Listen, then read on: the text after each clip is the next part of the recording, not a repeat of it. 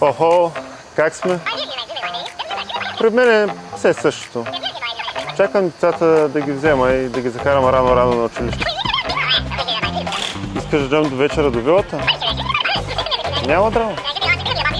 Разбира се, че всичко е наред по колата. Пълен резервоар, нови гуми. Перфектен е за дълъг път. За къде така си тръгнал смело? И как ще кажеш, че си ме проверил и всичко е изрядно? Само те подсещам, че забрави да направиш годишния ми технически преглед. И погледни, фаровете ми са криви. Да, полудявам или колата ми говори? Не се чуди, ми действай. Отваряй сайта на GTB.BG и бързо записвай онлайн час за преглед.